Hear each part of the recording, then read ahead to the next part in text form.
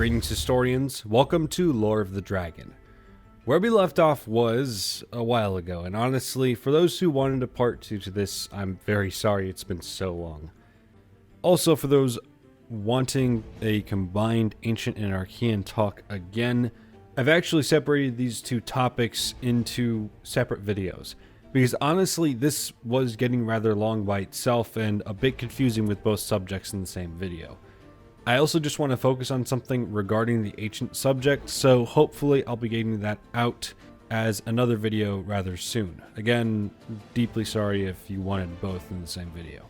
Anyhow, first off, I'd like to say originally I had this just starting from where I left off, but apparently I missed something. How the Arkeyans Empire exists in the first place. While the statement of the Arkeyans defending the Skylands from the darkness was something that happened originally, the Arkeyans at one stage in their society had split into two factions after the discovery of how to mix both the tech and magic elements. This rift created essentially two sides to the Archean race, one described as power-hungry and the other a more pacifist group focusing on fine arts, sports, and so on. It's just that these peaceful Arkeyans seemingly forgot that a Roboto ball exploded. So, the peaceful Arkeyans were wiped out, not by a civil war, but by their own stupidity. From there, the Archean Empire rose, spreading across the Skylands. The Archean king wields the Iron Fist of Arceus, and the Arkeyans find the eternal magic source and protect it in the Archean armory. This brings us to the Core of Light, of which one of its main components is the eternal magic source, which was now in the hands of the Arkeyans. I assume they stole it much like what would happen 10,000 years later with chaos. And what calamity this brought, I'm not sure. 10,000 years before the modern day, the Archean Conquertron would be constructed to oversee the Mabu who had been forced to work for the Empire. This seemed to be a large robot with ironically a space in its head for a pilot, while also being able to think for itself, which is an interesting choice. Somewhere around this time, although I'm not entirely sure, an Archean war machine, specifically known as the Machine of Doom, had been constructed with the capability to destroy the Core of Light, the very thing the Skylanders desperately defended, and the device keeping the darkness at bay, although that might not have been its intended purpose. The machine itself would be defended by what is called the Forest of Fear, of which shows those who enter it their worst fear. And beyond that was the stone wyvern known as Fido, who held the chattering key, the literal key to where the Machine of Doom was held, the Pyramid of Just Reward. This pyramid as well was a trap for those who attempted to steal the Machine of Doom, and it seems it would stay there and never be employed to do anything by the Archean king.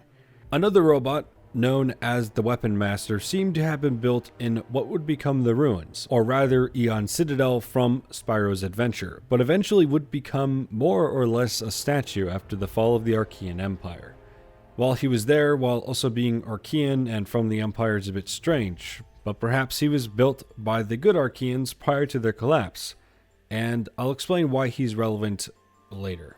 Then the original Skylanders, the giants, fought against the Archean Empire, and eventually emerged victorious over a liberated Skylands, although the Iron Fist of Arceus had cast them away to Earth. But nonetheless, the king had fallen, and the Conquertron had disappeared after a battle with the giants, falling to the depths of the Skylands.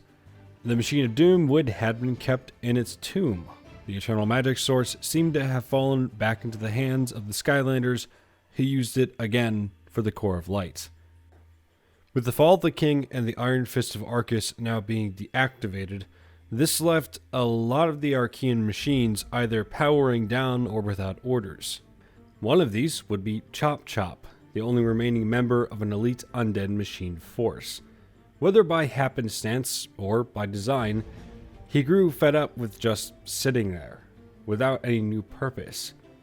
And because of this, he traversed to the surface, looking for another task, and fate would lead him to an ironic meeting, one between Chop Chop and Master Aeon, one of the last Portal Masters.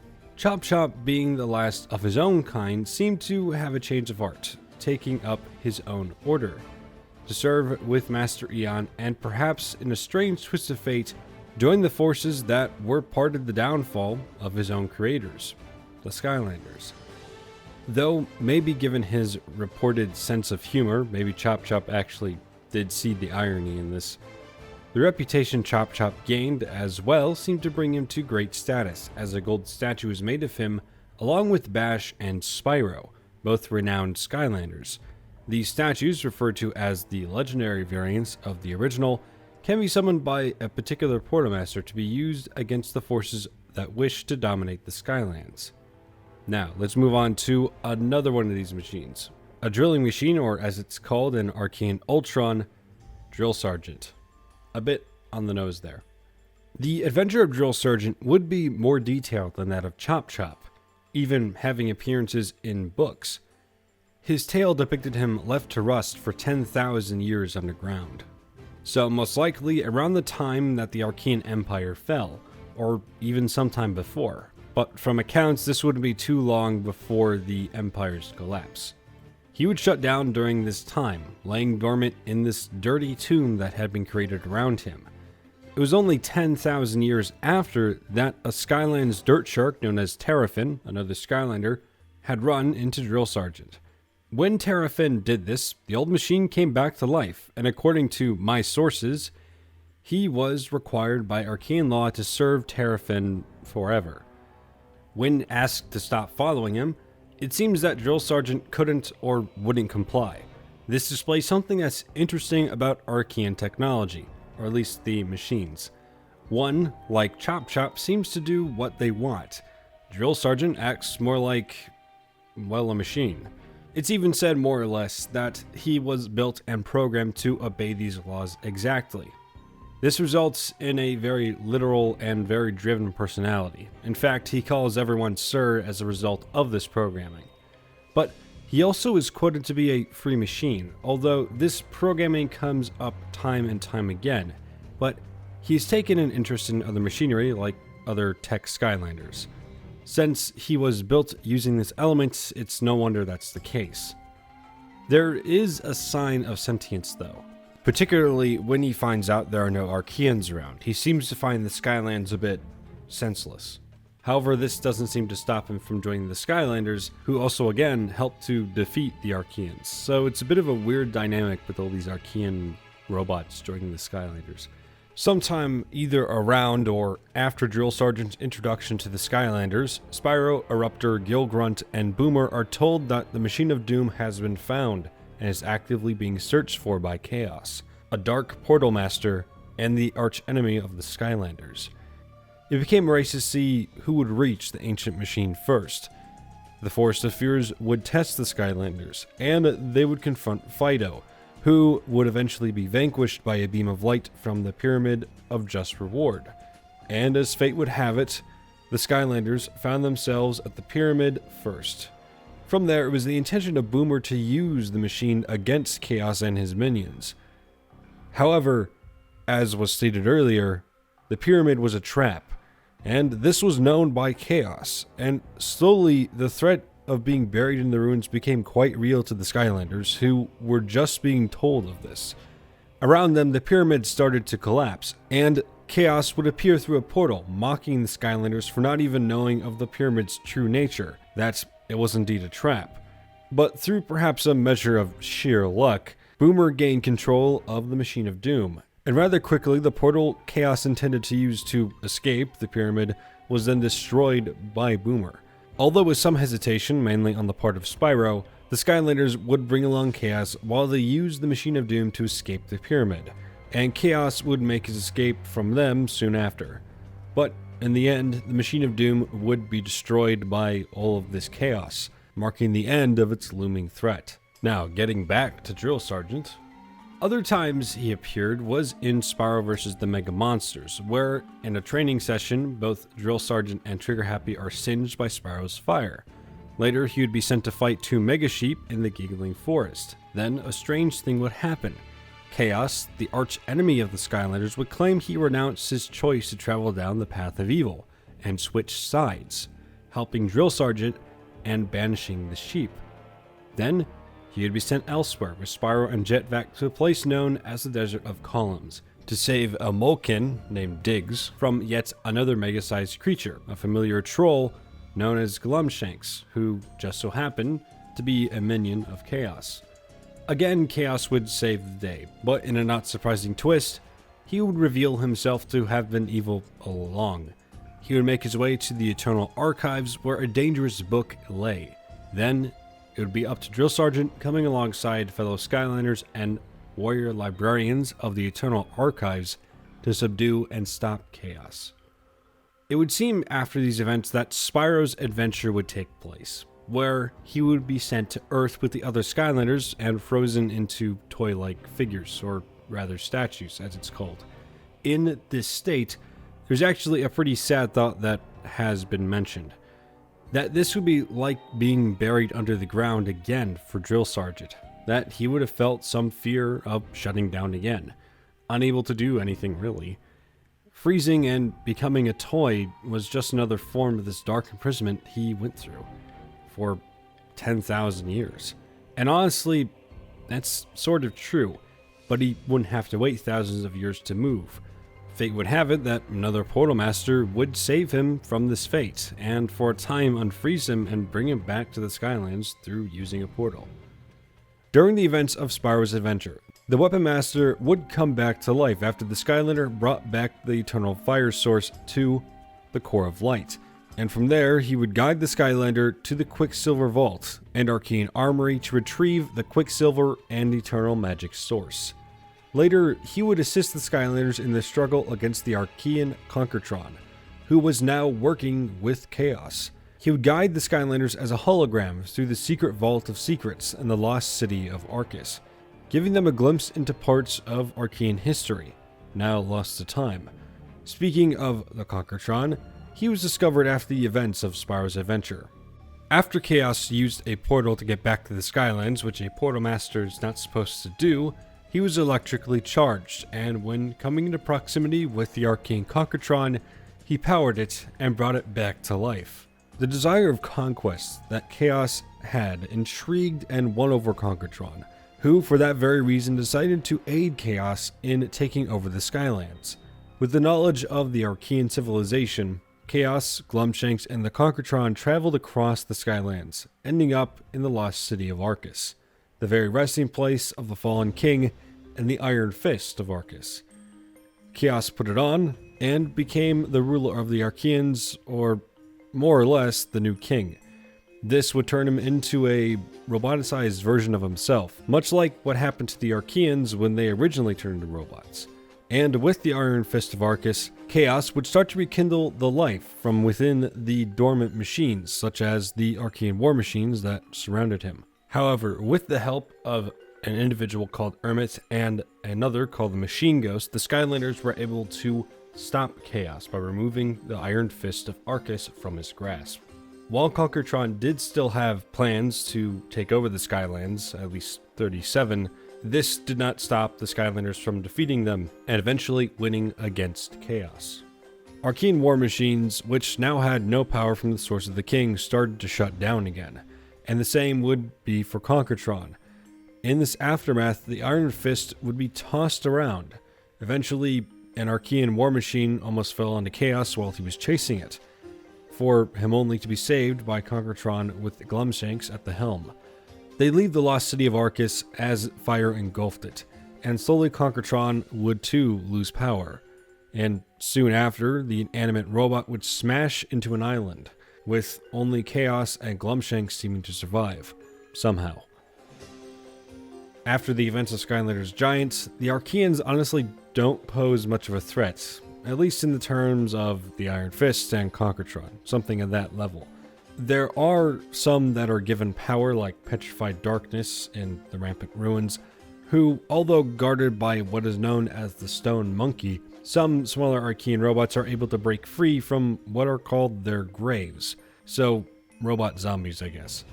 Outside of that, the Skylanders can go to the Arkeyan Forge and the Temple of Arcus, and Arkeyans have been found in the Sensei Tech realm. But again, that seems to be the end of the Arkeyans story. With their history covered, I want to bring up something I found interesting about Chop Chop, Weapon Master, and Drill Sergeant. They all seem to have varying control of self-will. Maybe from the standpoint of Arkeyan society, your worth and position, or rather your task, allotted you more or less free will. For instance, an elite warrior like Chop Chop would get more for whatever reason, and be able to become frustrated. While Drill Sergeant was more fixed to his programming, but able to feel some semblance of emotion.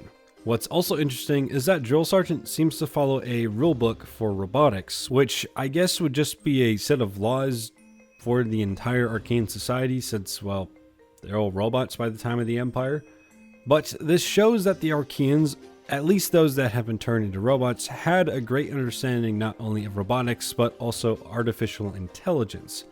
The generally accepted definition of AI is a computer that can do the task that usually would take a human, either using perception or using ingenuity to solve a problem.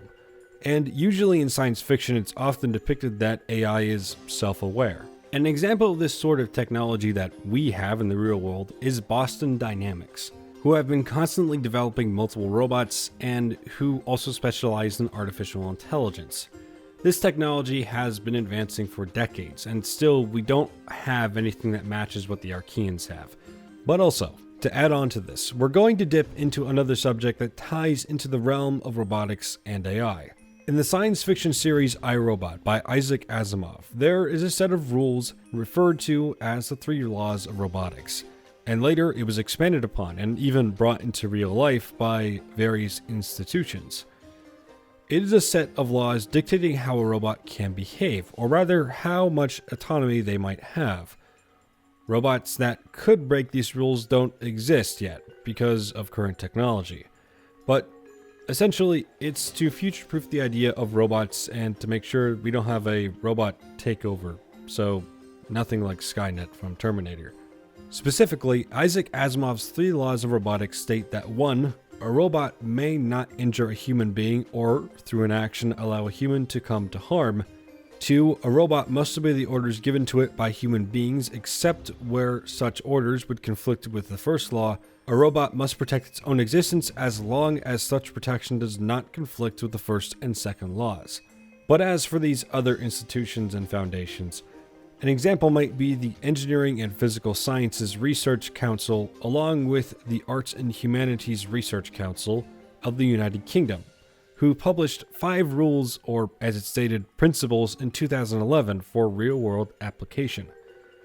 These sets of rules could be similar to what the Arkeyans set up, although instead of not hurting humans, the rules might be more like a robot can't hurt those put in charge of them. The reason that's the case and not a robot can't hurt any other Arkeyan is because theoretically Chop Chop could have faced Arkeyans, therefore the law couldn't really be the same.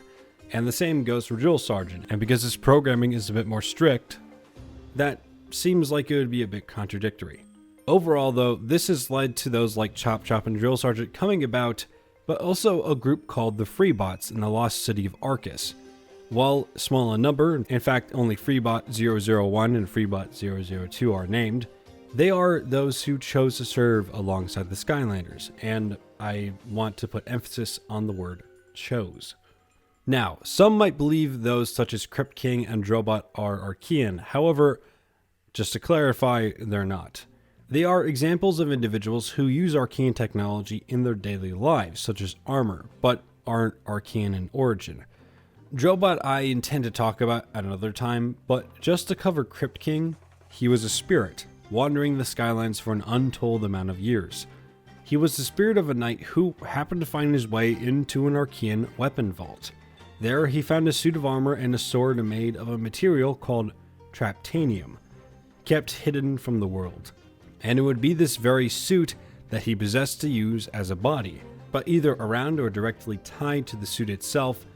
A detection system alerted a large number of Arkeyan war machines to Crypt King's action. From the metaphorical crypt, the suit was now leaving, and alarms blaring in the background. Crypt King fought his way through hordes with a leap. Every machine had eventually been destroyed, and Crypt King emerged from the armory, but it said that he thought he could use this newfound power for more than his own personal needs. He went to join the Skylanders right after, and was made part of a group known as the Trap Team, making him one of the undead element members of the team. Supposedly after this he gets a sword called Titan's Hilt, a vastly larger version of the Traptanium sword he originally had, though this seems to really only be in Skylanders Battlecast, which would take place in what is known as the second dimension, so a different dimension than the one Skylanders takes place in. Now, outside of the two, many of the Arkeyan war machines were left dormant. However, when encountered by the Skylanders, they immediately attacked. At this point in time, honestly, there are a lot of different types of machines, with many different roles. Most of them, though, are warriors, so I'll go over them quickly. Arkeyan defenders are seen in the Quicksilver Vault. Arkeyan war machines fell dormant after the fall of the Empire and the Iron Fists of Arcus being deactivated, and are without any artificial intelligence, but they can be controlled by the Iron Fist of Arcus and/or a pilot. So essentially they're mechs. Either they're found in the halls of Molten Fire, or later they're found in the Secret Vault of Secrets, which was possessed by the Machine Ghost. Essentially, there are Arkeyan war machines across the Skylands. Arkeyan Ultrons are found in a variety of places, such as the Molten Mine, Quicksilver Vault, Arkeyan Armory, Secret Vault of Secrets, and the Arkeyan Tunnel known as Auto Gyro Adventure, named after a piece of Arkeyan technology, which is some sort of flying vehicle. Arkeyan blasters are found in the Quicksilver Vault, Arkeyan Armory, and Lair of Chaos, and are essentially turrets. Control towers are for powering ground pods that send out defense drones. Arkeyan Hammels are found interestingly only in Dragon's Peak, and share a similar design to that of Arkeyan defenders. Arkeyan Jousters are found in the Secret Vault of Secrets and various other places, and also are close-range warriors. Arkeyan bombers are made to throw bombs at their enemies and are powered by the air element, a rarity among Arkeyan technology. Arkeyan shield juggernauts are just large shielded enemies, and also warriors that are found in the Secret Vault of Secrets and the Lost City of Arcus, among other areas.